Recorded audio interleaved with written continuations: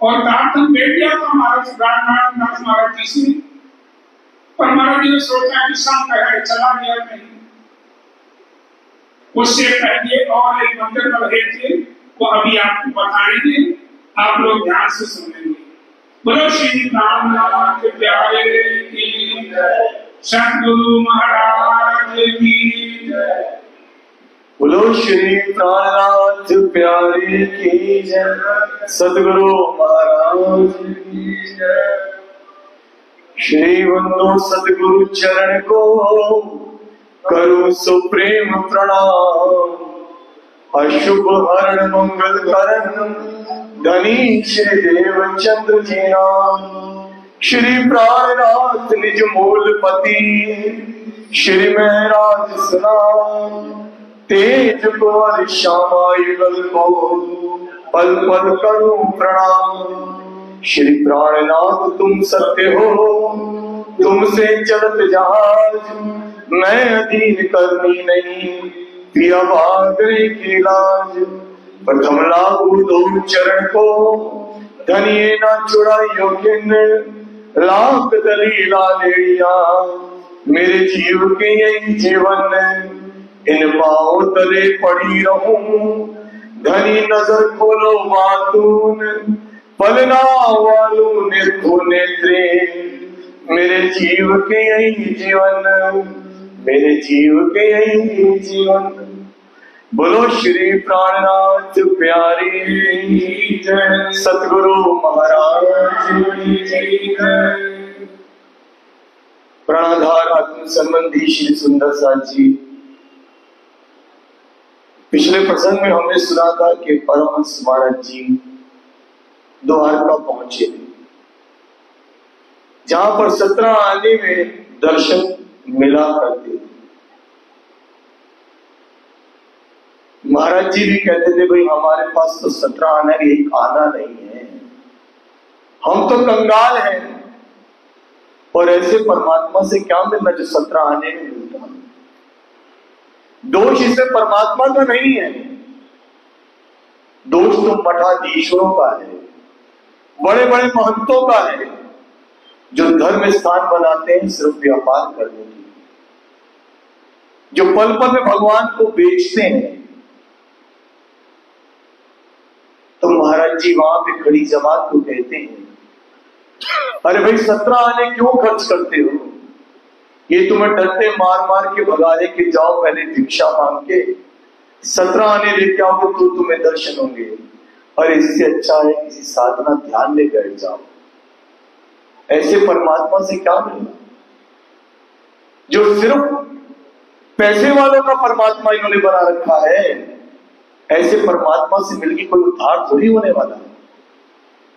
जब ये बात एक अधिकारी सुन लेता है तो उसके दिल में कचोट लगती है, वो अंदर जाके महंत को कहता है कि ये बंद करो, ये फक्कड़ बाबा घूम रहे हैं सारे के सारे, कहां से पैसा लेकर आएंगे। महाराज जी को कहते कि आप पहले चल के दर्शन कीजिए, हाथ में स्टैंप मारते हैं, एक मोहर लगाते हैं, इसका मतलब है कि धनराशि मिल गई है, इसको दर्शन कराइए। जब इतनी बड़ी बात सुनते हैं तो महाराज जी कहते हैं मुझे दर्शन बाद में कराना, पहले साधुओं को कराओ। न जाने कितने दिनों से इस लाइन में पड़े हैं, दूर दूर जा जाके भिक्षा मांग के तुम्हारे लिए 17 आना इकट्ठा करते हैं तो प्रभु के दर्शन करते हैं। मुझे ऐसे दर्शन की जरूरत नहीं है। ये कहने के बाद उन सभी साधुओं को मंदिर में प्रवेश मिल जाता है।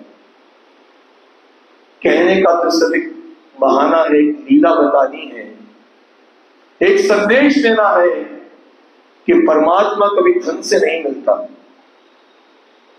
परमात्मा सदैव मिलेगा तो सेवा से मिलेगा, परमात्मा मिलेगा तो प्रेम से मिलेगा।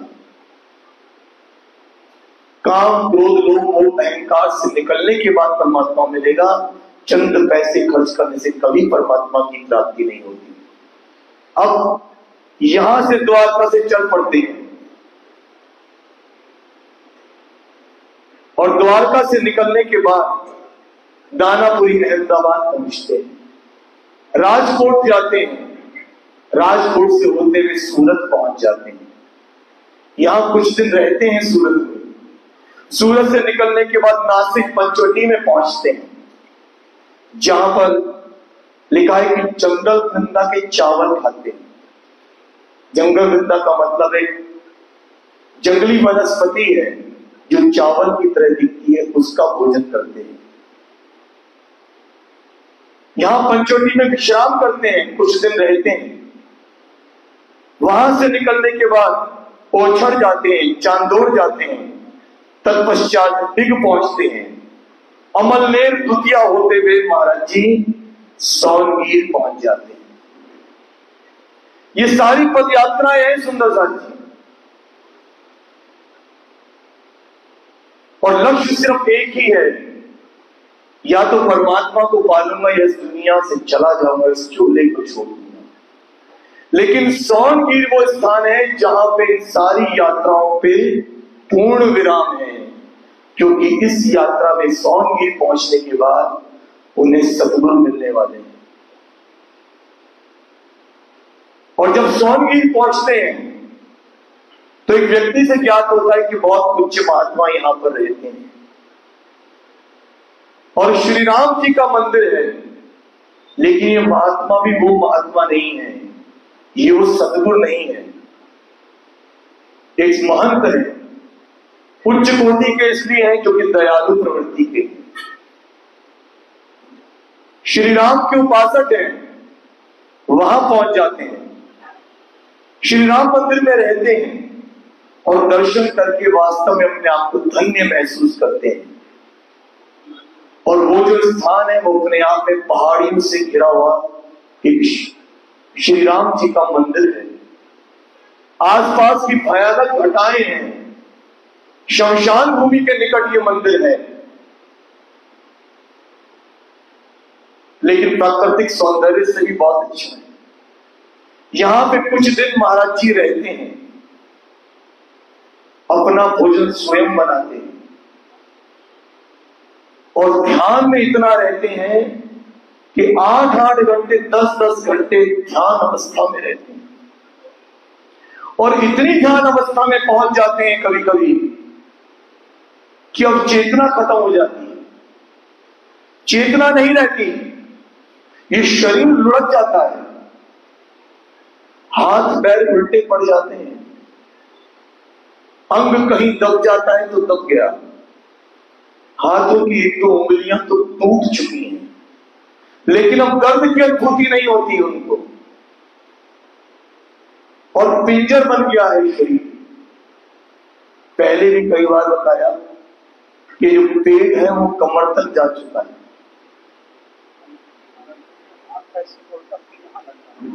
हाँ,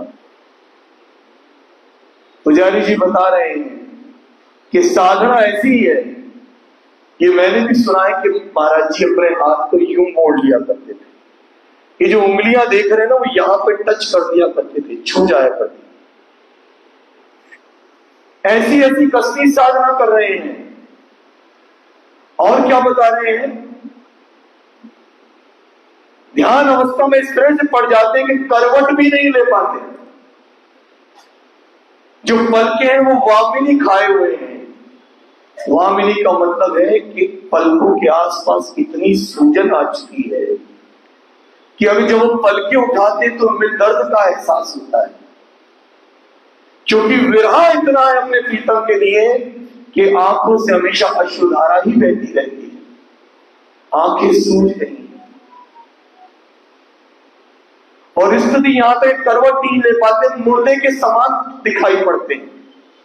श्वास चलना ऐसे लगता है बंद सा है, और नब्ज मध्यम मध्यम गति से चलती है। जब कोई देखता है तो लगता है जैसे मुर्दा पड़ा हुआ है। ये कसनी चल रही है रतन बाई की।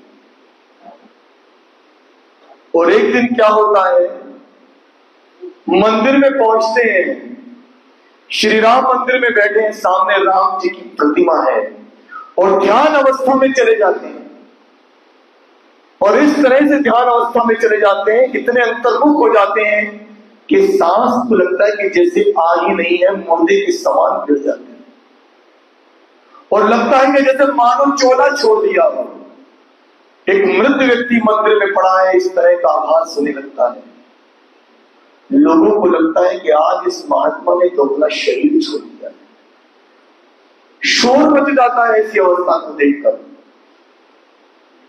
और ये लगता है कि मंदिर में तो किसी का शव पड़ा है, भाई इसको हटाओ। आसपास के लोग मंदिर में इकट्ठा होने शुरू हो जाते हैं। जो दूसरे संत हैं, मानते हैं, कहते हैं भैया पैसे इकट्ठे करो, इसका दाह संस्कार करना है। जो बाजार है वहां पर जाके चंदा इकट्ठा करने लगते हैं। कहते हैं मंदिर के अंदर एक फकीर कई दिनों से ठहरा हुआ था, आज उसने अपना चोला छोड़ दिया है, उसकी मृत्यु हो गई, वो परलोक सिधार गया है, दाह संस्कार करना है।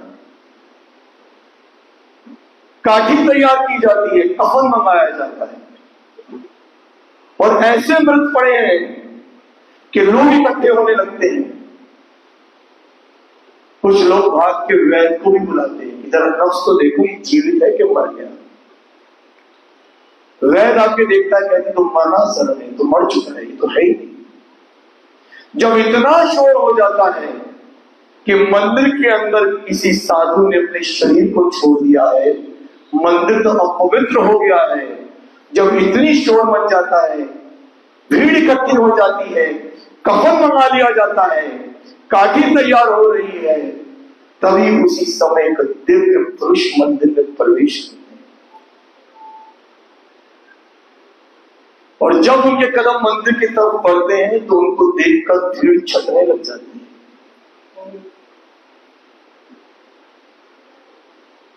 उनको लोग जगह देने लगते हैं, क्योंकि दिव्य पुरुष कौन है?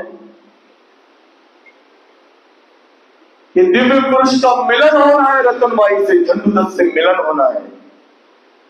उनके निकट पहुंचते हैं, झंडूदत्त की अवस्था को देख के निहारते हैं,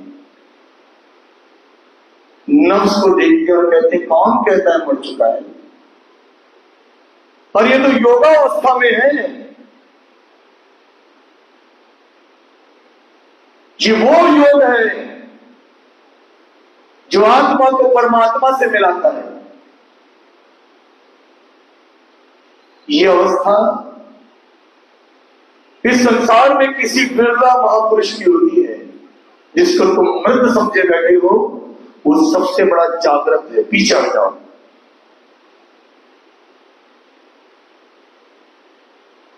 किसी सज्जन को अपने घर भेजते हैं, वहां से एक झोला मंगाते हैं और गुलाब जल की शीशी के अंदर से निकाल के झंडूदत्त के मुखारबिंद पे फेंकते हैं। चेतना लौटने लगती है। जैसे ही चेतना लौटती है, उठ के जागृत हो जाती है, और लोग देख के हैरान हो जाते हैं कि जिसको मृत समझ रहे थे, वो इतने सिद्ध पुरुष हैं कि इतना शोर होने के बाद उन्हें पता नहीं चलता कि मेरे साथ हो क्या रहा है। कई लोग तो ये सोचते हैं कि अगर ये महंत नहीं आए होते, ये दिव्य पुरुष जो अपने आप में सच्चिदानंद के स्वरूप में अगर ये नहीं आए होते, तो हमसे कितना बड़ा गुनाह हो जाता। हम तो मृत समझे बैठे थे। यहां पर उनसे संवाद होने लगता है। दिव्य पुरुष झंडूदत्त उसका परिचय लेने लगते हैं। कौन, कहां से आए, सब संवाद को सुनते हैं, पूर्ण परिचय लेते हैं, उनकी चाहना पूछते हैं, चाहते क्या हो। झंडूदत्त हमेशा एक ही बात कहते हैं, परमात्मा चाहते।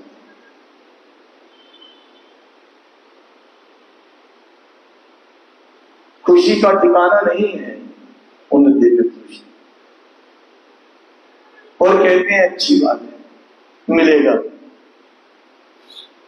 अब आप यहां से चले जाइए, सोमेश्वर है यहां पे, 1.5 मील दूर शिवालय है,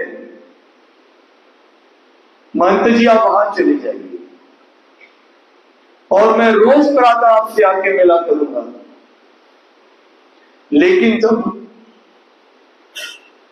उस स्थान का नाम सोमेश्वर बताते हैं कि सोमेश्वर में चले जाइए, जो शिवालय है। सोमेश्वर का नाम सुनते ही आसपास के लोग कहते हैं, महंत जी क्या कर रहे हैं आप उस शिवालय में बैठ रहे हैं जहां पे आज तक कोई संत रहा नहीं, क्योंकि जो भी वहां पे जाता है जिंदा लौट के नहीं आता है, या तो वहां पे ठहरता नहीं। अगर कोई वहां पे एक रात निकाल दे उसके प्राण नहीं बचते, क्योंकि वहां पे प्रेत आत्माओं का निवास होता है, वहां कोई आता जाता नहीं है। तो यहां दिव्य पुरुष कहते हैं तभी तो भेज रहा हूं। वो कहते हैं इनकी रक्षा कौन करेगा अगर इन्हें कुछ हो गया तो यहां पे कहते हैं जिनकी रक्षा वो खुद हो उसको कभी ना कुछ होता है, मरने वाले ही मरते हैं, उन्हीं को सब कुछ होता है। अरे इनकी रक्षा करने वाला तो परमात्मा इनके सर पे खड़ा है, तुम्हें क्या पता ये कौन है।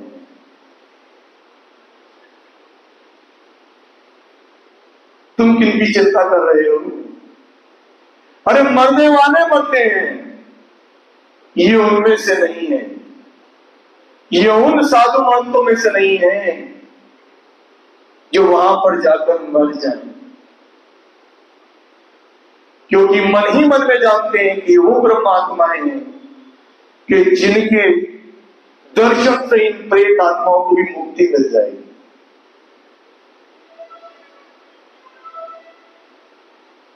अब ये कौन है? इनका नाम अगली चौपाई में आ रहा है। जिस भी सुंदर साधन नारियल फोड़ना है वो मंदिर के बाहर जा सकते हैं। हमें सांत्वना देकर बोले, यहां पर सांत्वना दे रहे हैं। झंडूदत्त से इतने प्रसन्न हैं क्योंकि वो मन ही मन में जानते हैं ये कौन है। इस देह के अंदर किसका वास है, और सांत्वना देते हैं। और क्या नाम आता है? हमें सांत्वना देकर बोले श्री स्वामी नारायण दास, बोलो श्री महाराज प्यारे की धाम के स्वामी नारायण दास महाराज की, परमहंस महाराज की, स्वामी नारायण महाराज की, स्वामी नारायण दास महाराज की। क्या बोले? हमें सांत्वना देकर बोले श्री स्वामी नारायण दास प्रातः ही मिला करेंगे जाकर सदा तुम्हारे पास। आप उस शिवालय में पहुंच जाइए, चले जाइए, मैं हर प्रातः आपसे आके मिला करूंगा। और ऐसे ब्रह्म वाक्य सुन के झंडूदत्त तुरंत शिवालय की तरफ बढ़ जाते हैं। वो भी दर्शनों को पाकर उनकी आत्मा ऐसी तृप्त हो जाती है कि आज मुझे ऐसे लग रहा है कि जैसे मुझे मेरा प्रीतम मिल रहा है। सोमेश्वर शिव जी का बहुत बड़ा मंदिर है जो इतनी भयानक जंगलों के बीच में बसा हुआ है, जहां पे दूर दूर तक कोई आता जाता नहीं है। जब उस कदम उनके पड़ते हैं तो न जाने कितने सांप सर्प आस पास घूम रहे हैं। शिवालय के अंदर तो सर्प ऐसे पड़े हुए हैं, कोई यहां कोई वहां, विचलित नहीं है। ऐसे लगता है कि जैसे तो मुझे परमात्मा को हुक्म हो गया हो कि मुझे यहां पर अभी रहना है। और कहने के मुताबिक नित्य क्रम से निर्मित होकर रोजाना आया करते, रसा स्वाद वाणी का उनकी हम प्रतिदिन पाया करते। अब जैसे ही प्रातः का समय होता है दादा गुरु रोज वहां पर झंडूदत्त से मिलने पहुंच जाते और वाणी का रसास्वादन करते, उनकी वाणी को सुनते हैं। अब ये वो वाणी नहीं है जो वाणी पहले सुना करते थे। अब यहां पर अभ्यास कम हो रहा है। कैसा अभ्यास?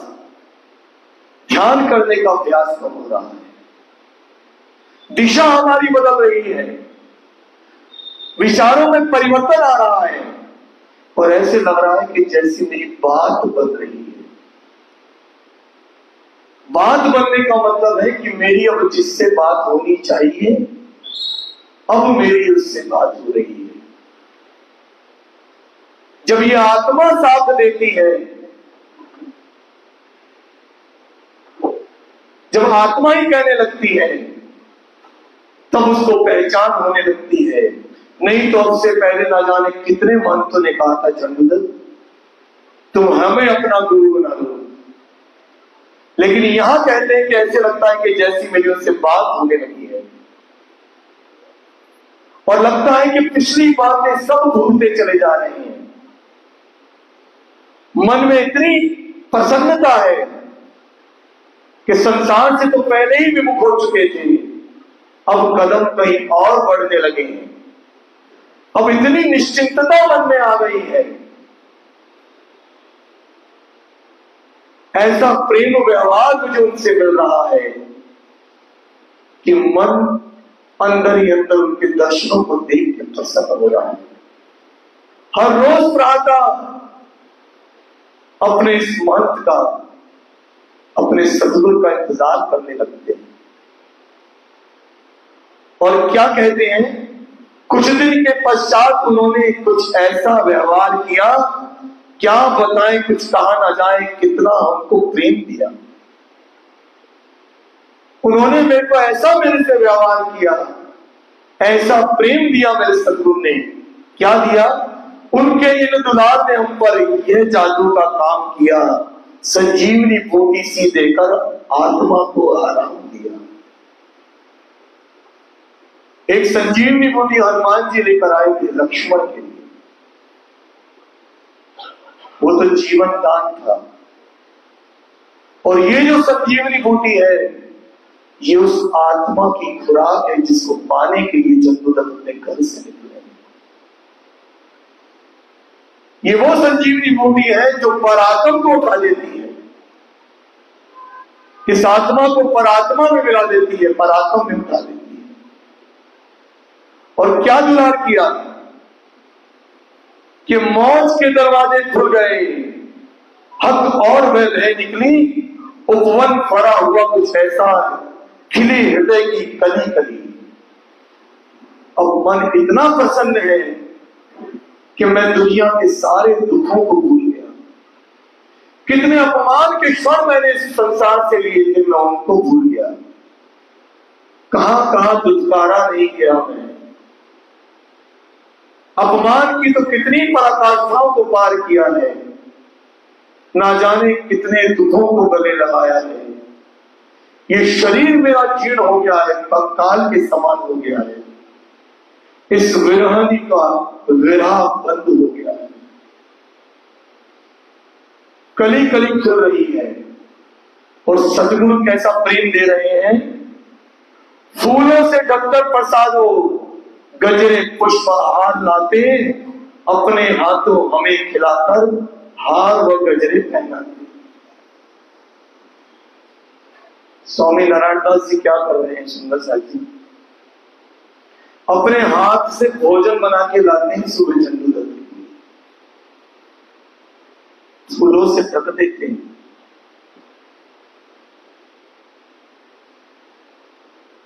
माला पिरोकर लाए हैं, गजरे बनाकर लाए हैं।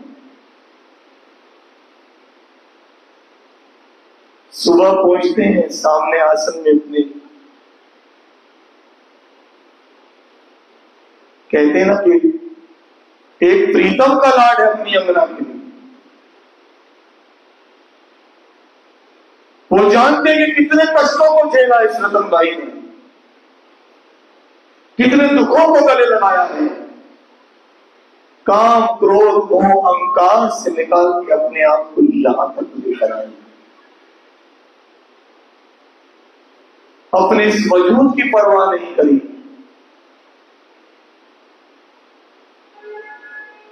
और क्या करते हैं, सामने बिठा के अपने हाथों से चंद्रदत्त को निवाला खिला देते हैं।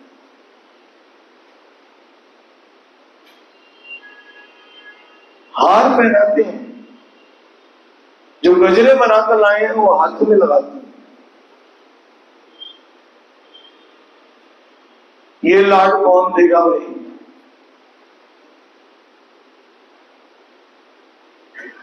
जिस नाते रिश्तेदार परिवार के लिए अपने शरीरों को गला देते हैं ना, कोई आपसे इसका प्रेम व्यवहार कर ही नहीं सकता।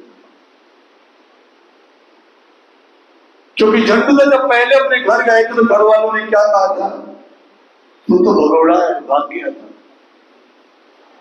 यही सोचा था कि घर से भाग कर गए तो इस घर में उपार्जन करके लाएंगे। क्योंकि संसार को नाते रिश्तेदार परिवार को सिर्फ आपका धर्म चाहिए। ये स्वार्थ के नाते हैं। अगर आप इनका इतना स्वार्थ भी पूर्ण कर देंगे तो भी कोई आपके मुंह में वाला। इस संसार के आप 100 काम कर दीजिए, अगर एक भी ना कर पाए 100 में से रोज अपने व्यंजन बना के लाते हैं, अपने हाथ से भोजन कराते हैं। कहते फूलों से जब तक प्रसाद हो गजरे पुष्पहार लाते, अपने हाथों हमें खिलाकर हार में गजरे पहनाते। और क्या हाल किया, हम ना रहे मैं ब्रह्म में ना रहे। अब मैं नहीं रहा और मेरे अंदर भी तो ब्रह्म नहीं रहा। हुआ कुछ अपना हाल, आंखों पैर नजर आने लग गए प्रिया के जमाल। अब आंखों पैर मुझे प्रिया के जमाल नजर आने लगते। सतगुरु कौन? तुम सतगुरु दीपक रहे जो कियो जो आप समान। श्री महामती कहे गुरु सोई की जो अलग की देवे लग। इन उल्टी से उल्टाए के पिया प्रेम करें सन्मुख। जिस परमात्मा को आज तक किसी ने नहीं लखा, उससे जो मिलन करा दे वो है सतगुरु। जो इस माया से उल्टा के सामने खड़ा कर दे वो है सतगुरु।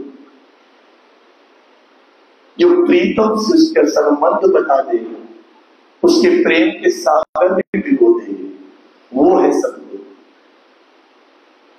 राजनारायण जी वो सतगुरु हैं जो धनुर्धर को कितना स्नेह और प्रेम दे रहे हैं। क्यों दे रहे हैं? कि भूल जाओ रतन भाई जो तक वह भूल जाओ।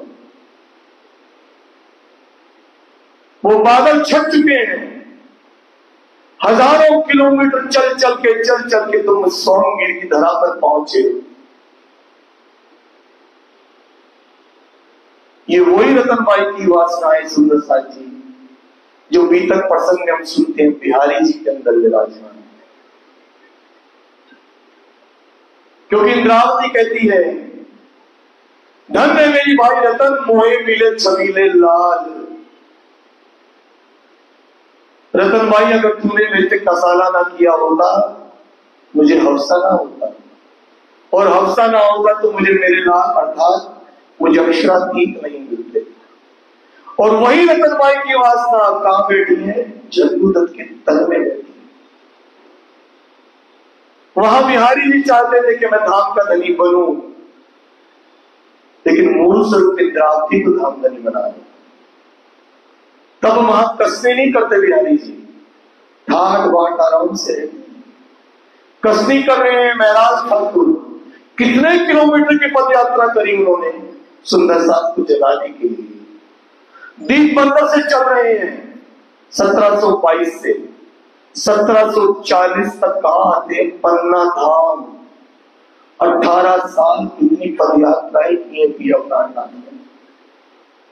और यहां पर झंडू दत्त के अंदर वही रतन भाई की वासना कितनी कसनी कर रही है। क्यों? बीतक में आएगा, अभी सुनेंगे आप आगे। सतगुरु राजनारायण जी बताएंगे अब कायनी की लीला होने वाली है रतन भाई तुमसे। जो कायनी की लीला महराज ठाकुर के तने पिया प्राणनाथ ने करिए धाम के धनी कहलाए हैं।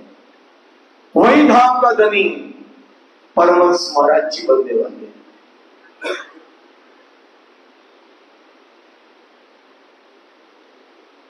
अपने सम्मुख बिठा के प्रेम कर रहे हैं। और क्या कहते हैं? जब वो मुझे जमाल दिखने लगे तो पलक उठाते कर ऊपर को लगता बोझ उठा रहे हैं, कहा ना जाता क्या देते हैं, क्या हम उनसे पा रहे हैं। जब पिया के जमाल दिखने लगे मुझे, तो मैं जब अपनी आंखें खोलता हूं तो मुझे लगता है कि मैंने बोझ उठा रखा।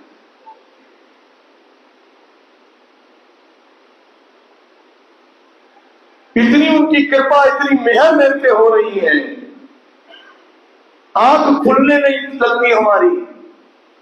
और आज फोकस और हुआ, परिवर्तन हम में प्रतिदिन, अब रोज रोज उनके अंदर परिवर्तन आता चला जा रहा है, क्योंकि सतगुरु का स्नेह प्रेम इस तरह से बढ़ रहा है।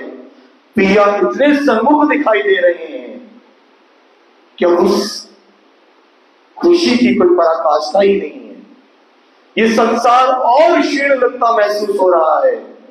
क्या कहते हैं कि अवस्था ऐसी हो जाती है कि सर्प आसपास आके लेट जाते हैं, सिंहासन पर बैठ जाते हैं।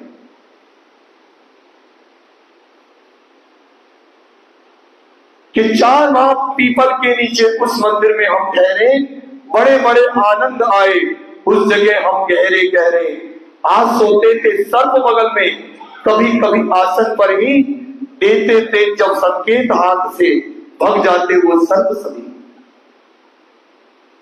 शिवालय में आसपास सर्प घूमते हैं, आसन में आके बैठ जाते हैं। महाराज जी कहते मैं ध्यान अवस्था में लुढ़क जाता था, मेरे ऊपर से सर्प निकल जाया करते थे, और जब कभी मेरे आसन में बैठ जाते तो मैं उन्हें इशारा संकेत करता था, वो उठ के चले जाते।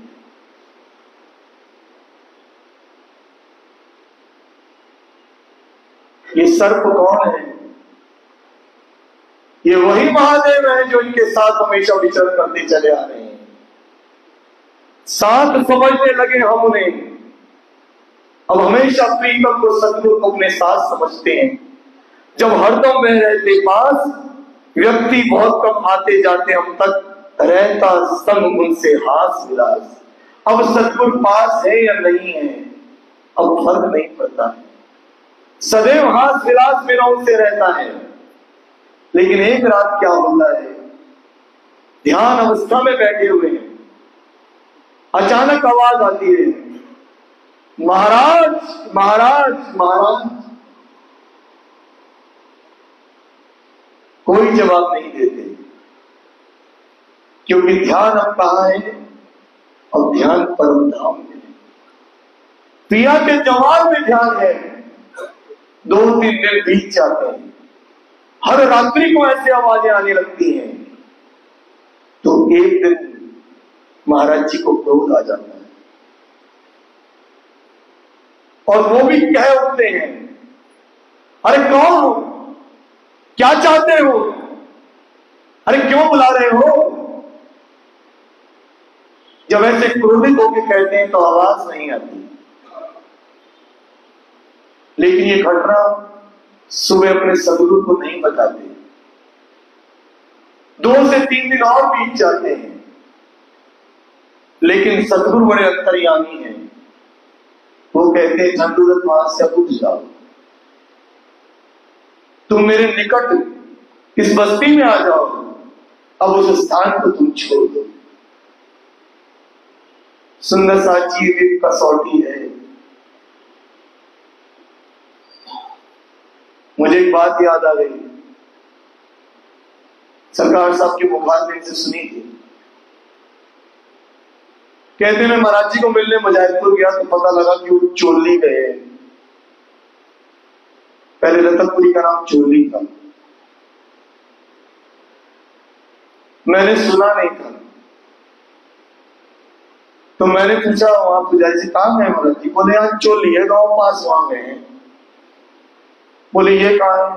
बोले सतीश भाई 3 किलोमीटर दूर चल के आया, पूछ रहा कि मिल जा चोली, ऐसे बोलते थे कई बार। तो जब पता चला कि भाई यहाँ तो भूतों की नगरी है, जहां आश्रम है वहां पे सुनते थे कि वहां बहुत भूत प्रेत रहते हैं। क्योंकि महंत मुरलीदास जी भी बताया करते थे कि महाराज जी कभी मुजाहिदपुर से चोली चले जाते थे, वहां कुटिया बना रखी थी। और वहीं पर ही HKL भगत ने आगे कभी आशीर्वाद दिया था कि मैं इलेक्शन लड़ूं तो जीत जाऊं। महाराज जी ने आशीर्वाद दिया, जाओ भाई हो जाएगा उठा। तो सरकार जब वहां पहुंचे तो घना जंगल था और कुछ नहीं, रात को आवाजें आती थी। महंत मुरलीदास जी कहते हैं मैं रात को सो नहीं पाता था, लेकिन हजूर में था। महाराज जी हंडिया में थोड़ी सी खिचड़ी बनवाते थे, खिचड़ी खा के ध्यान में वो बैठ जाते थे और मैं तो उनके हजूर में बैठा रहता। सरकार पूछे, जब मैं वहां गया तो मैंने कहा महाराज जी यहाँ कहाँ आ गई, तो सुना भूत प्रेत रहते हैं यहाँ। महाराज जी कहते इनका उद्धार कौन करेगा भाई, इनकी भी तो योनि काटनी है। तो सरकार साहब कहते हैं भूत प्रेत होते हैं क्या महाराज जी? कहते देखना है क्या, अभी दिखा देते हैं। कहते दिखा दोगे? अभी दिखा देंगे, इसमें क्या बात है। सरकार कहते दिखाओ महाराज जी, मैं भी दिखूंगा कैसे होते हैं भूत। कहते कहने की देर थी, महाराज जी ने चुटकी बजाई होगी। कहते सरदार कहते मैंने देखा अपने आसपास उड़ते हुए, रोने की ऐसी ऐसी आवाजें आती हैं कि आप दहशत में कांप जाओ। छोटे छोटे जिन देखे हैं मैंने।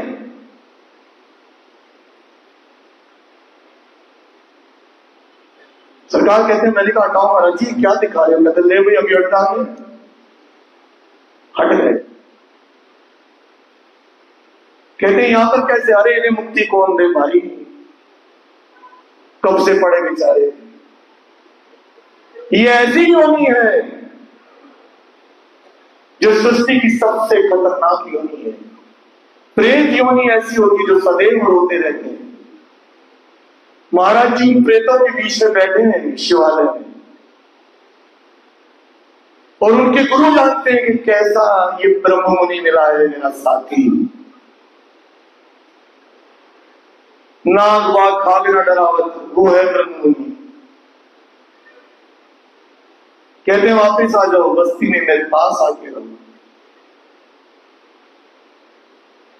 आ जाते हैं, कहते हैं यहां पे भोजन भी आपको आसानी से मिल जाएगा, सत्संग भजन भी अच्छा हो जाएगा, तुम्हारी हमारी मुलाकात भी ज्यादा होने लगेगी। अब यहां पर सतगुरु के साथ रहते हैं और क्या कहते हैं, सुविधा अधिक हुई उनको, आने लगे सवेरे और सत्संग बड़ा, समय अधिक वृद्धि हुई अपनी कुछ और। एक विचित्र सी हालत पैदा करी यहाँ की चर्चा ने, इसमें ब्रह्म लवलेश ना छोड़ा। उनकी ज्ञानी बातों ने रहने लगे अधिक अंतर्मुख, कभी ध्यान आता संसार, जगत हुआ विस्मृता हमको, हुआ शिथिल सा निज आकार। कान न सुन पाते बाहर का, आंखें देख ना पाती थी, रसना सब रस लेना भूली, मन में कुछ कुछ आती थी। प्रश्न यदि कुछ कह देता, उत्तर कुछ का कुछ देते। अब ऐसे विमुख हो गए, ऐसे रसा स्वादन में चले गए कि कोई प्रश्न करता जवाब कुछ और देते, कोई क्या कहता कुछ और समझते। दीवानों जैसी स्थिति हो गई, लोग पागल सा कहने लगे। और एक दिन गुरु महाराज निरंतर सत्संग में आते थे और ऐसा कहते थे, मुझे मतवाला कर देते थे उनकी वाणी से, उनके रसास्वादन से। मैं ऐसा मतवाला हो जाता था, उत्तेजित हो जाता था। और क्या कहा? उत्तेजित हो उठे एकदम, हृदय हुआ विचित्र गुरु रूप, खुद सा गया हृदय के अंदर, जो क्या क्यों सदगुरु स्वरूप। यहां सदगुरु से प्रार्थना करते हैं कि आप मेरे से दूर मत जाइए, मेरे अंदर ही आ जाइए।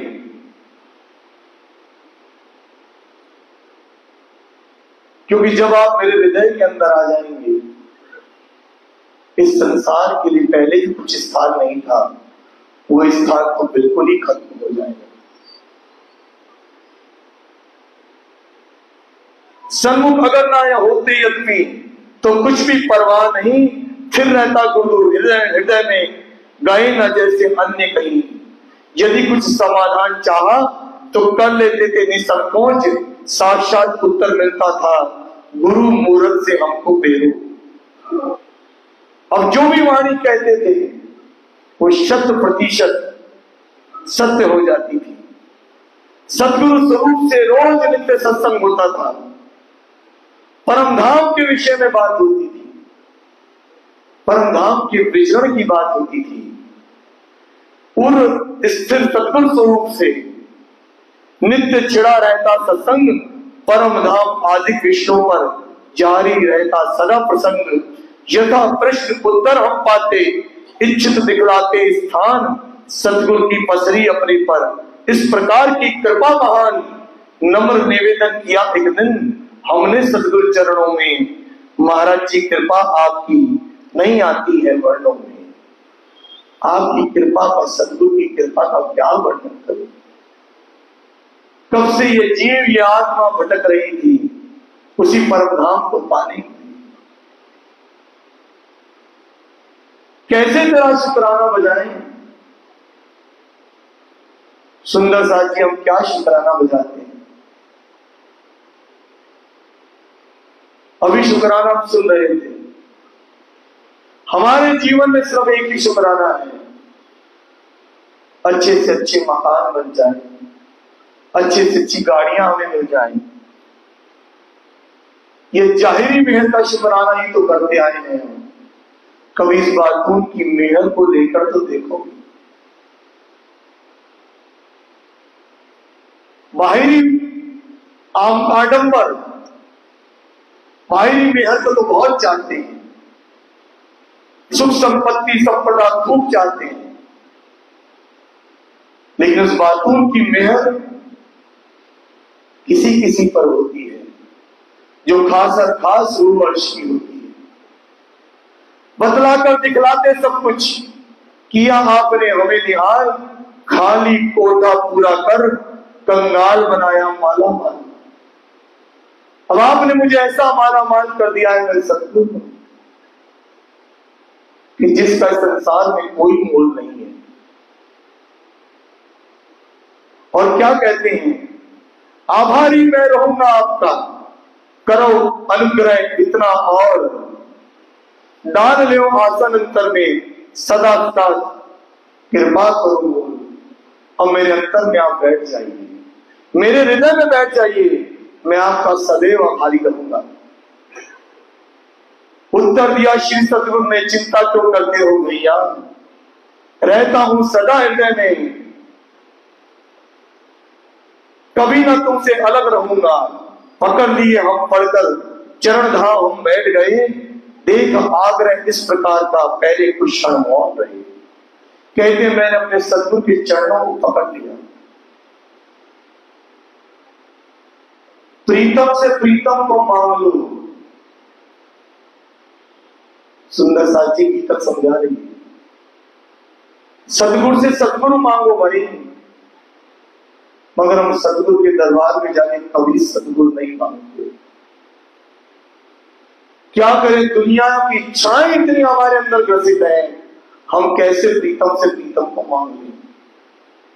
यहां जब लोग कहते हैं मैंने अपने सदगुरु के चरणों को पकड़ लिया,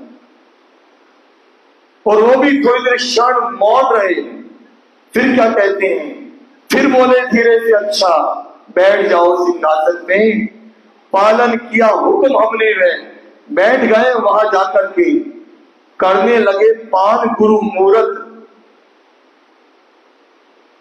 जब गुरु ने कहा अच्छा भाई जब बैठ जाओ अपने सिंहासन, कहते मैं सिंहासन पर बैठ कर अपने सदगुरु को देख रहा हूं, उनके मुखार बिंदु को निहार रहा हूं, और पी गए अंदर छवि उनकी छवि को अपने अंदर समेट रहा हूं कि मेरे हृदय में अपने प्रीतम अपने सदगुरु की छवि के अलावा मुझे किसी की जरूरत नहीं है। कुछ क्षण के पश्चात हमारे अंदर एक शक्ति उभरी, करने लगे पान गुरु मूरत, पी गए अंदर छवि उनकी। क्षण के पश्चात एक शक्ति मेरे अंदर ऐसी हुई, जो जाती हुई ज्ञात हुई, कुछ अच्छी तरह महसूस हुई, जिनका असर पड़ा जाते ही जैसे भरी किसी की फूंक उत्तेजित हो उठा, एकदम भारी किसी ने ऐसी फूंक। ऐसे मेरे अंदर महसूस हुआ कि शक्ति मेरे अंदर समाहित हो रही है। जब प्रीतम से प्रीतम को मांगोगे, गुरु से गुरु के चरण मांगोगे, तो क्या नहीं मिलेगा।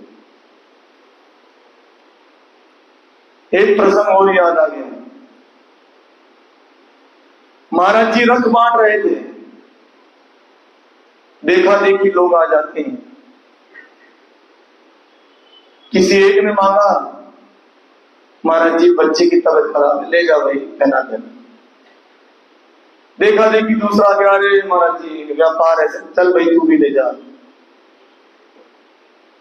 बच्चे को पढ़ाई करानी है, घर में सब पता चाहिए, वो चाहिए। देखा देखी गांव में कितने लोग मांग लेते हैं। पास बैठे थे सरदार साहब, उनसे कहा जगदीश भाई तू भी ले ले, एक काला धागा तू भी ले जा भाई।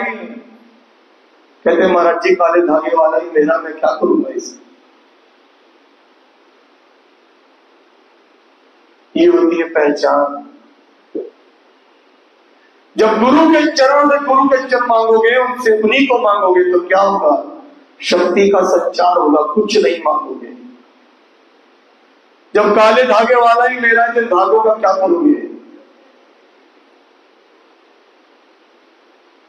क्या कहते हैं, जिसका असर पड़ा जाते ही जैसे भाइयों किसी ने फूंक, बड़ी विकट तब्दीली आई जिसको मैं ना झेल सका। ऐसा आया एक परिवर्तन, लक्षण बनने लगे अजीब।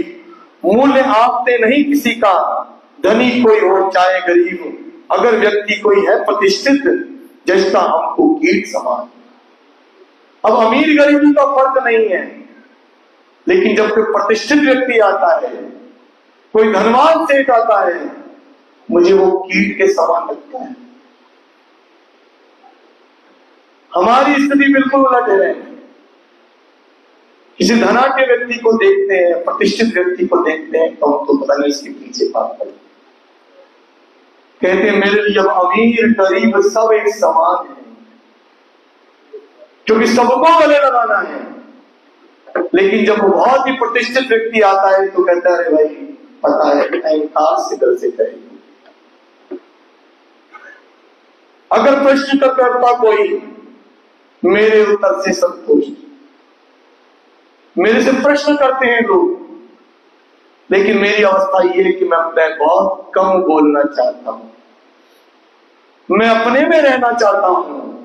अब किसी से यहां पर बोलते नहीं है, क्योंकि सदगुरु ने ऐसा कर दिया है, ऐसी विलक्षण शक्ति उनके अंदर प्रवेश कर गई है कि उन्हें वो शून्य में ले गई है।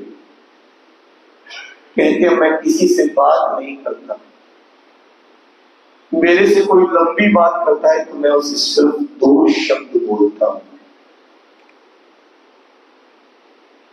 ये अवस्था तब होती है जब प्रीतम से प्रीतम को मांगा जाता है, सदगुरु से सदगुरु के चरण मांगे जाते हैं, तब ये अवस्था आती है। यहां पर कहते हैं कि बस, जैसे पहले भी बताया कि क्या कहते थे, मौन रहो, कम बोलो, 2 शब्दों में उत्तर देते हैं। ये अवस्था यहां पर परमहंस महाराज जी की हो जाती है। जब सदगुरु से सदगुरु को मांग लिया, वो भी इतने प्रसन्न होते हैं, क्योंकि कायनी की लीला इस पद से होगी। आगे यहां पे महाराज जी कुछ वर्ष रहेंगे। 3 ऐसी घटनाएं और यहां पर घटित होंगी, उसके बाद इनको तारतम्य मिलेगा। इतना कुछ होने के बाद भी सदगुरु राजनारायण जी ने तारतम्य दिया नहीं है, देना बाकी है।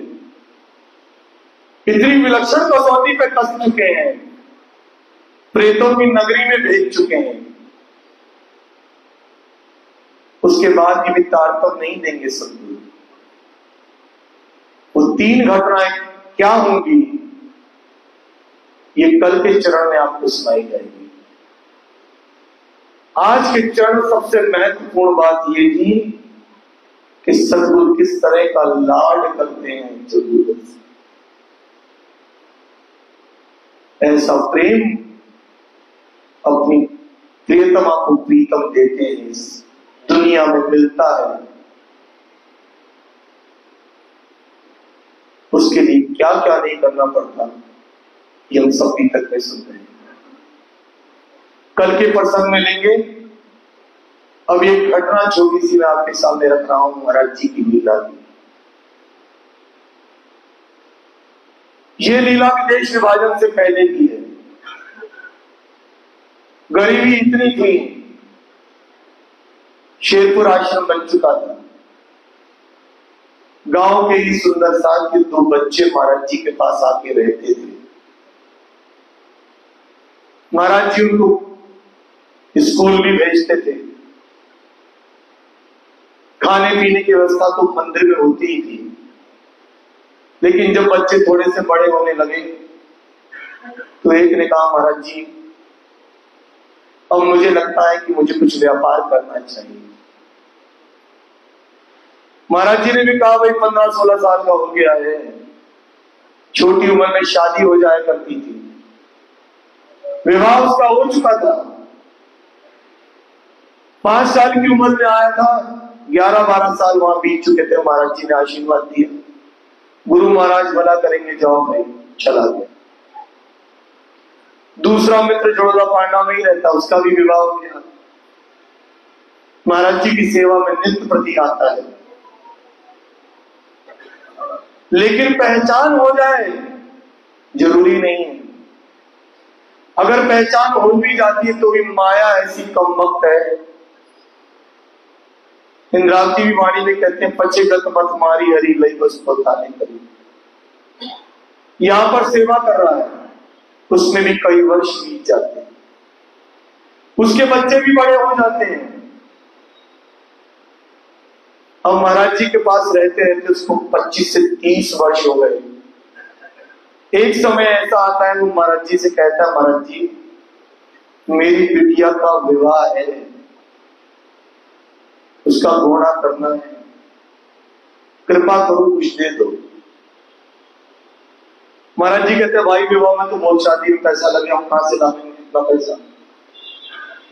भाई शादी की व्यवस्था तो तुझे करनी पड़ेगी भाई, हमारे पास तो कुछ नहीं। उसको लगा चलो आज मूड नहीं है महाराज जी का, कोई बात नहीं। कुछ दिन पड़ जाते हैं, फिर एक दिन फिर कहता है महाराज जी कृपा करो, बिटिया 14-15 वर्ष की हो गई है, उसका घोड़ा करना, विवाह करना है। खुद की उम्र भी 35-37 साल से ज्यादा की नहीं होगी, 40 साल का हो गया। महाराज जी ने फिर उसको कहा अरे भाई तेरे सामने आ गए, जो सुंदर साथ दे जा, मंदिर चले, तू खा मैं खाऊं, यही बढ़ जाए, हम कहां से देंगे भाई? हम तुम्हें कह रहे भाई हमारे भरोसे ना रहिए, व्यवस्था कर ले अपनी भैया। उसको चिंता सताने लगी, वो सोचने लगा मन ही मन में घर पे क्या कहूंगा। अरे जिस सतगुरु के जीवन यात्रा तुमने यहां बिता दिया, आज तुम्हारी बेटी की शादी है और महाराज कह रहे मेरे पास कुछ नहीं। फिर एक दिन गया, बोला महाराज जी कुछ करो। महाराज जी कहते भाई समझ नहीं आती तेरे को, कितनी बार मना करेंगे? मुंह लटका के घर चला गया। लेकिन आश्रम हो जाता है, अब सेवा में मन नहीं लगता है। महाराज जी उसको देख के मुस्कुराते हैं, कुछ कहते नहीं है। लेकिन एक दिन वो महाराज जी के समक्ष खड़ा होता है, कहता है महाराज जी दे रहे हो कि नहीं दे रहे हो, तो मैं जाऊं। महाराज जी कहते हैं भाई कितनी बार तुझे मना किया है? अरे भाई हमारे पास कुछ ना है, ये खड़ा पड़ी है हमारे पास, तो ये है भाई तेरे काम की, तो ले जा। वो भी मेरे जैसे ही था, कहती महाराज जी देखी जाएगी, दे दो खड़ा हूं। महाराज जी की खड़ा उड़ा ली उसने। महाराज जी कहते भाई इससे कुछ बनता तो मेरे को क्या दिक्कत है, मैं तो और कोई दे जा, हमें क्या टेंशन भाई, यहाँ तो कितने दे जाए, तेरे काम आती है, ले जा भाई, ले क्या सर मार के लिया, उठा लिया, आश्रम से निकल गया, खड़ा हाथ में, मन में सोच रहा है क्या करूंगा, लकड़ी की चप्पलों का सर पे मार रहा है, कहां जीवन को बिता दिया, मिला क्या, ये सोच ही रहा है, पांडव तालाब तक पहुंचता है, वो जो दूसरा मित्र साथ रहता था ना, वो वहां से आ रहा है, बहुत अच्छा व्यापारी है, सहारनपुर में दुकान है उसकी कपड़े की, रास्ते में मिल गया, अरे प्रणाम प्रणाम प्रणाम, अरे भाई क्या हाल है, वो कहता है सतगुरु की बड़ी कृपा है, बड़ी मेहर है, क्या कृपा क्या मेहर भाई, जिंदगी बीत गई, मिला क्या हमें, तू बढ़िया रहा भाई, अच्छा किया तूने जो छोड़ के चला गया, तेरे कपड़ों से लग रहा है तू अच्छा काम करता है, अरे बस बहुत कृपा है सतगुरु की, वो सतगुरु की कृपा बता रहा हूं, करे क्या कृपा है भाई, जिंदगी बीत गई इस आश्रम में, बिटिया की शादी है, महाराज जी से कह रहा हूं, कहते कुछ ना है, खड़ा हो कपड़ा दिए, कहते ये ले जा कुछ बनता है, वो कहते अच्छा, तो क्या सोचा, कहते क्या करूंगा, फेंक दूंगा इस पर, क्यों फेंकता है, एक काम कर, ये तू मुझे दे दे, कितने पैसे चाहिए, बोले ब्याह करना है, 25,000 रुपये लग जाएंगे भाई, कहते मेरे से ले ले, ये खड़ा हो तू मुझको दे दे, श्री प्यारे की कहता ले ले भाई, तेरी पाई पाई चुका दूंगा, चिंता ना कर, वो क्या समझ रहा है कि मुझे उधार दे रहा है, कहता नहीं तुझे उधार नहीं दे रहा हूं भाई, तू ये रख ले, ये चरण तू मुझे दे दे, चल अब तू आश्रम चल, मना करता है, अरे क्यों मना कर रहा है, तेरा काम हो तो गया, चल सतगुरु के दरबार में दोबारा चल, मेरे साथ चल ले भाई, दोनों बातें करते हुए आ रहे हैं, वो व्यापार की बात कर रहा है, बता रहा है, उससे पूछ रहा है, वो फिर भी कहता है तू मेरे से बहुत अच्छा है, तूने अपना जीवन जहां निकाला है तुझे पता नहीं है, और महाराज जी दूर से देखते हैं दोनों चले आ रहे हैं, और वो 25,000 में कोने में दबा के खड़ा है, वो चरणों को अपने सिंदर समेट के ले जा रहा है, जैसे ही आश्रम में दोनों पहुंचते हैं, दंडवत प्रणाम कर रहा है, महाराज जी धीरे से कहते हैं हाँ भाई सौदा कर लिया तूने, और कितने चाहिए बता दे भाई, 25,000 कम है क्या, अभी कुछ कहा नहीं, कुछ बोला नहीं, महाराज जी पहले ही कहते हैं सौदा कर लिया 25,000, और कोई दिलवा दे क्या, जैसे ही सुनता है चरणों में गिर के माफी मांगता है, कहते भाई तेरे लिए तो बुलाया इसको दिया काहे के लिए, सुंदर साथ की सेवा नहीं करेगा तो किसकी सेवा करेगा, इधर वो अपना अनुभव बता रहा है उसको बाद में, मुझे तो महाराज जी कब से कह रहे सपने में आके बिटिया का ब्याह करना भाई, 25,000 ले आइए, ये तो लीला दिखानी है, जिस दिन उससे खड़ा उठवाई है उसी दिन उसको चलवा दिया सहारनपुर से, चल भाई, महाराज जी कहते तू तो मेरा सेवादार है, तेरी बिटिया का नहीं मेरी बिटिया का ब्याह है भाई, कहते 7 गांव निभाए थे, महाराज जी ने अपने सामने भोजन बनवाया था,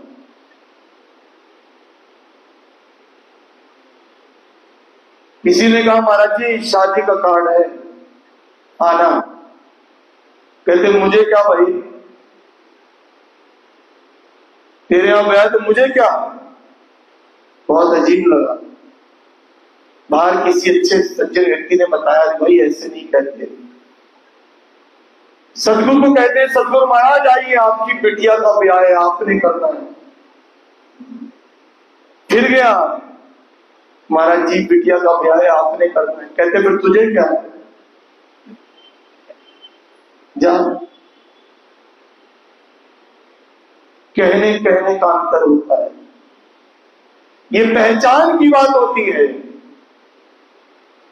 ये पहचान कब आती है सुंदर जी, जब खुद के हृदय में वो सेवा का भाव होता है, जब प्रेम का भाव होता है, तब ये मन इतना निर्मल बनता है, तब उस सद्गुरु की पहचान होती है। महाराज जी की ऐसी कृपा उसके ऊपर थी और ऐसी आत्मग्लानि हुई। वो घर जब चला गया तो महाराज जी उसको बुलाने गए और उसको यही चुपाई गई, अरे भाई पछे गत मत मारी हरी गई होता नहीं। ये माया ऐसी मती मार देती है, तो चिंता मत कर, मैं आज भी तेरे साथ हूं। सद्गुरु सदैव हमारे साथ हैं, बशर्ते हम अपने गुनाह, अपने अहंकार को छोड़कर कबूल कर दे तो। वो हमसे दूर नहीं है, प्रीतम कभी हमसे दूर। पर्दा हम ही करते हैं, वो तो पर्दे से निकल के सामने बैठे। अब कल के प्रसंग में हम आगे की घटना को सुनेंगे, वो 3 लीलाओं को सुनेंगे, उसके बाद में तारतम्य मिलेगा। तब महाराज जी सोनगीर से निकल के शिरपुर की तरफ बढ़ेंगे। ये प्रसंग मैं प्रयास कर रहा हूं कि 2 दिन के अंदर इसको पूर्ण कर दें। आप 2 से 3 दिन का समय और दीजिए कि महाराज जी की बीत तक हम वहां तक ले जाएं जब उन्हें दादा गुरु राज नारायण तारतम्य देते हैं। आज की लीला यही कि हम पूर्ण करेंगे जयकारे के साथ। कल ठीक रात्रि 9 बजे पुनः मिलेंगे। बोलो श्री प्राणनाथ प्यारे की जय, सद्गुरु महाराज की जय, श्री महाराजा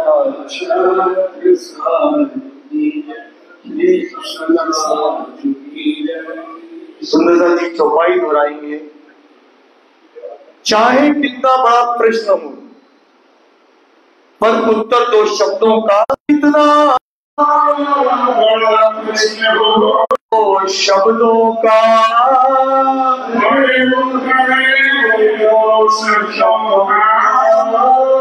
लक्षण ऐसे बने हमारे, लक्षण ऐसे बने हमारे, उस विशेष शक्ति के द्वारा, उस विशेष शक्ति के द्वारा, उस विशेष शक्ति के द्वारा, उस विशेष शक्ति के द्वारा। बोलो श्री प्राणनाथ प्यारे की जय, सद्गुरु महाराज की जय। श्री आनंद मंगल श्री धामधनी जी की जय, श्री भाईराज की जय, श्री महाराजा छत्रसाल जी की जय, श्री सुंदर साथ जी की जय, श्री सुंदर साथ जावजी साहेब जी के चरणारविंद में चित्त दीजिए।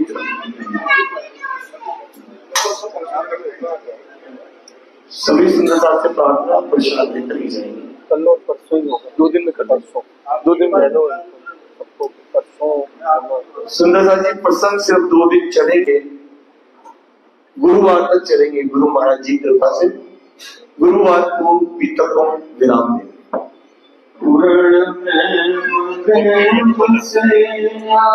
जीवनी के लिए भी बोला।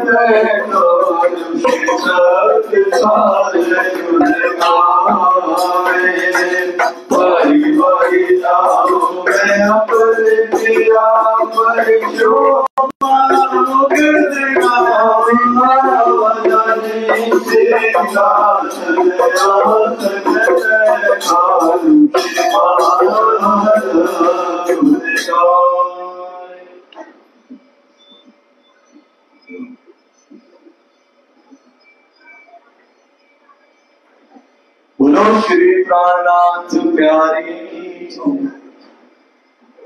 आरती करूं सुंदर बालाजी में तेरी वाला